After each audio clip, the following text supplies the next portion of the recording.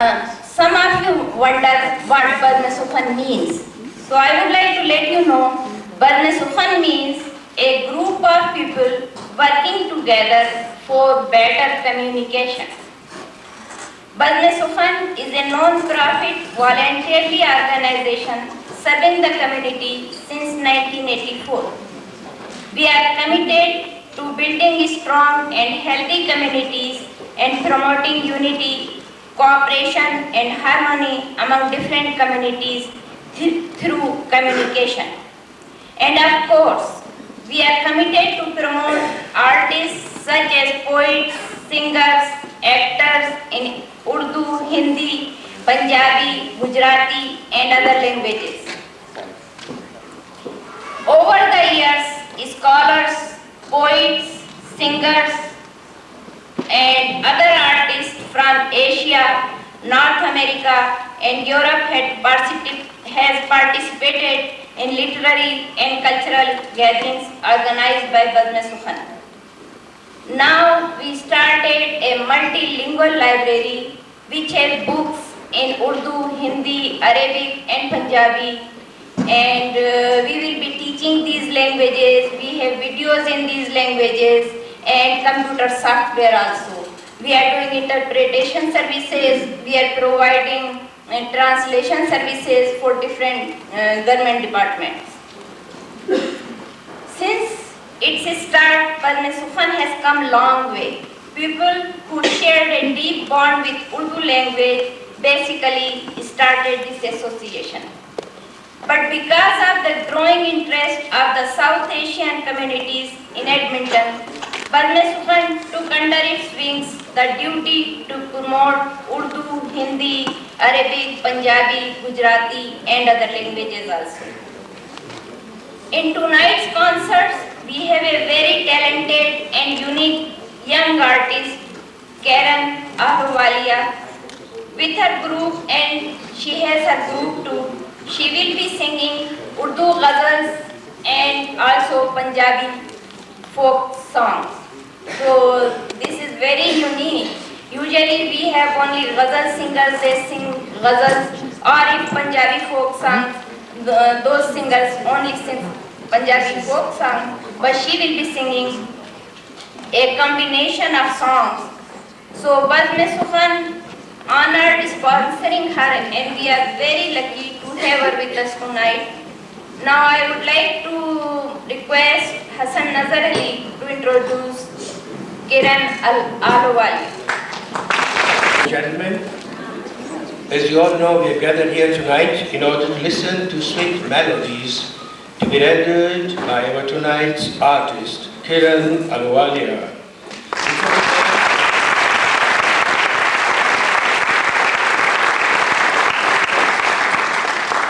Before we commence tonight's musical concert, it would be but fair if I did introduce to you our tonight's artist.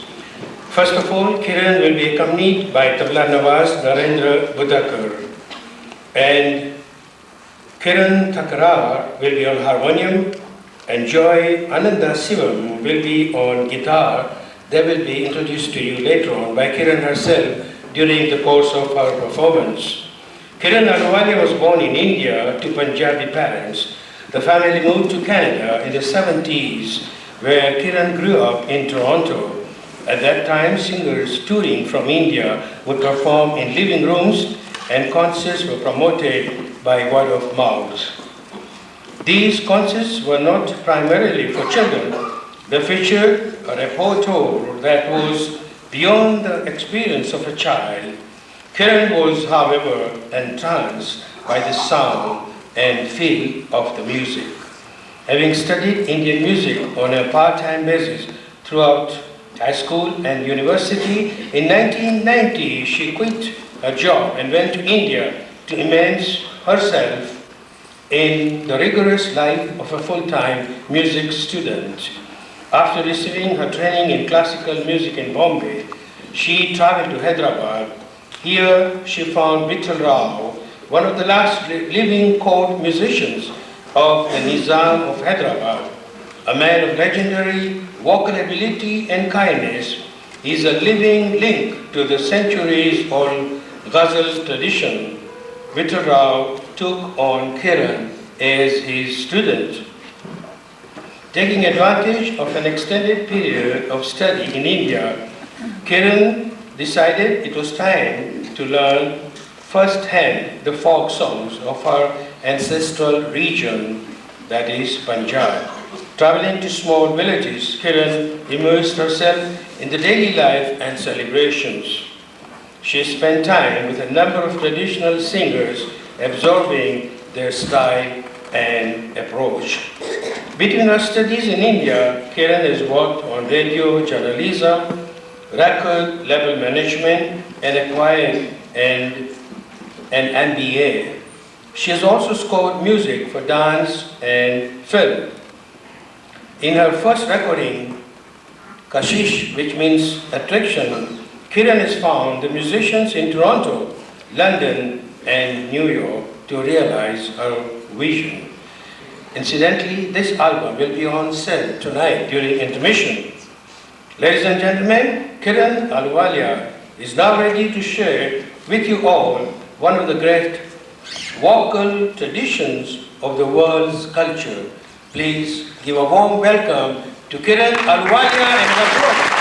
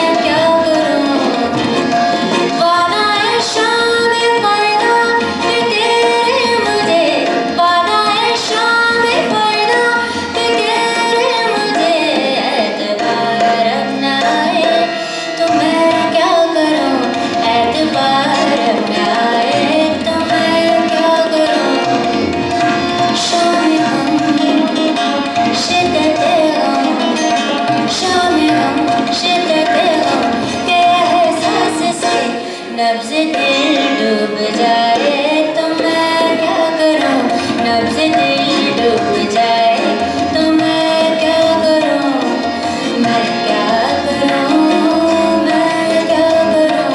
नब्ज़ दिल डूब जाए तो मैं क्या करूं वादाए शाम पैदा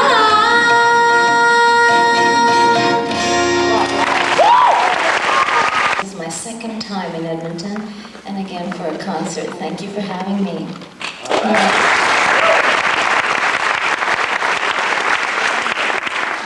As I looked around, I saw many faces that I think it's safe to assume they know what ghazals are all about. But I also saw a few faces when the lights were up that I think it was safe to assume that they may not know what ghazals are about. So for those few for whom this is an introduction to the ghazal genre, ghazals are romantic songs from what is now India and Pakistan, and they're songs of passion. And the first ghazal that we did for you is called Vada, means promise. And this is a ghazal in which a girl is teasing her lover about forgotten promises. And she was teasing him and saying that you always forget to keep your promises to me. And she says that she's gone to many places of worship and she's asked God for one wish. She's asked God to grant her the love of the one that she wants. But just like her lover, God also forgets to keep his promises. So she's not quite sure what to do. And that was our first song. Our next ghazal is called, well, we call it Yaar Ki. The words are, Yaar ki koi khabar lata nahi, gam labon par hai, nikal jata nahi. This is a ghazal that many of you may know is written by the last emperor of India, Bahadur Shah Zafar. And it's said that he wrote this ghazal once he was captured by the British Army, when the British came and took over India. And he wrote it in about the 1860s. So just imagine him in captivity, away from his land, he's lost his nation.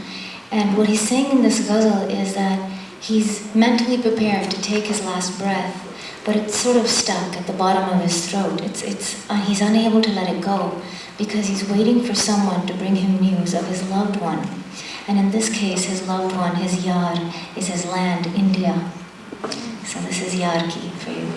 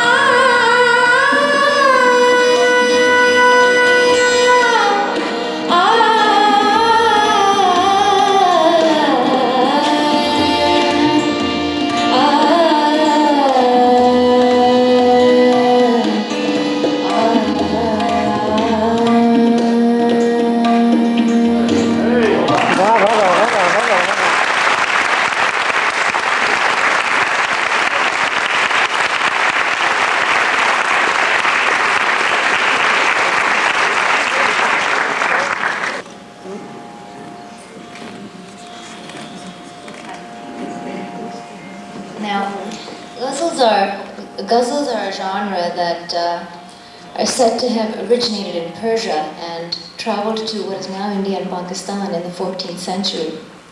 They went to India in the 14th century. And here I am. I came to Canada in the 1970s with my parents and brought this genre with me because I've been studying it since I was a small child. And about a year ago, something very exciting happened. I started to discover other Canadian South Asian people, writers, who are writing ghazals right here in Canada, ghazal poets in Canada. So this was very exciting for me because it gave me a lovely opportunity to compose the music for Canadian ghazals and hopefully create a body of a unique Canadian repertoire of ghazals. And I find it very exciting that they're evolving this way from Persia to India to now Canada. So our next ghazal, it's written by a Toronto-based Pakistani-Canadian writer. Her name is Tahira Masood. And this ghazal, she's talking about the extent to which she's obsessed with her lover. वो कुछ ऐसे मन में समाये हुए हैं और ऐसे ख्यालों में छाए हुए हैं. These are the words. And in the body of the ghazal, she's saying that she's obsessed with him to such an extent that she's heard that he's not getting along with the company that he's been keeping. So this has raised her hopes that maybe there's hope for her to sneak into his company. We call this Vokuch.